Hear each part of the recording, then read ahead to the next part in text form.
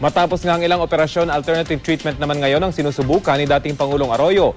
Bagamat kinikilala ng batas ang alternative medicine, paalala ng DOH mag-ingat sa mga nagpapanggap na lehitimong practitioner nito. Balitang hatid ni Susan Enriquez. Alternative medicine na sinusubukan ng dating Pangulo para mapagaling ang kanyang karamdaman. Gusto man daw kasi nilang makapagpagamot sa ibang bansa pero tila malabo raw ito. Inirekomenda raw ito ni Cielo Macapagal, ang kapatid ng kongresista, matapos itong sumailalim sa sunod-sunod na operasyon.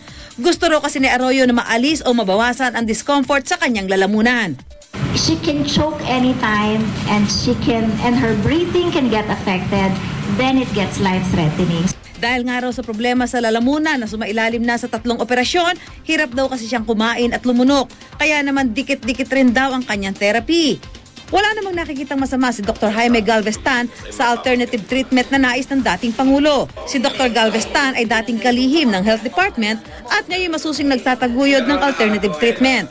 Kadalasan daw dito bumabaling ang mga taong sumuko na sa tinatawag na conventional medical treatment.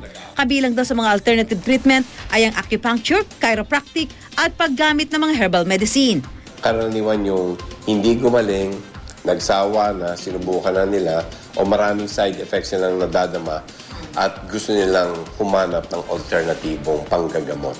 Katunayan, kinikilala sa ilalim ng batas ang alternative medicine. Sa bisa ng Republic Act 8423 o ang Traditional and Alternative Medicine Act of 1997, itinayo ang Philippine Institute for Traditional and Alternative Healthcare na nasa pangangasiwa ng Department of Health. Sa ilalim nito, ipinag-utos ang pag-aaral ukol sa bisa ng mga halamang gamot, prutas at gulay, pati sa mga alternatibong pamamaraan ng panggagamot tulad ng hilot, acupuncture, reflexology at iba pa.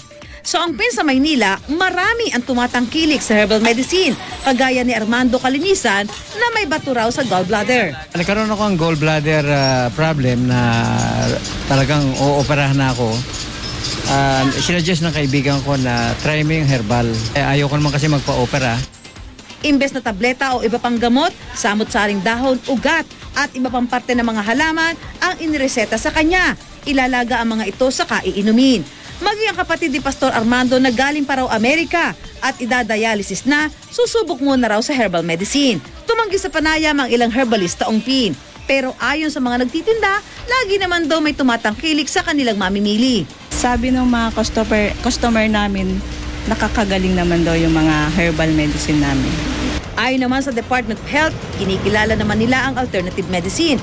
Pero paalala nila, mag-ingat sa mga nagpapanggap na lehitimong practitioner ng alternative medicine. Pinag-iingat lang namin ang publiko sapagkat nakarating sa aming impormasyon na marami ang pwedeng maloko kasi may mga pseudo-healers tayo at saka meron tayong mga fake product. Susan Enriquez, GMA News.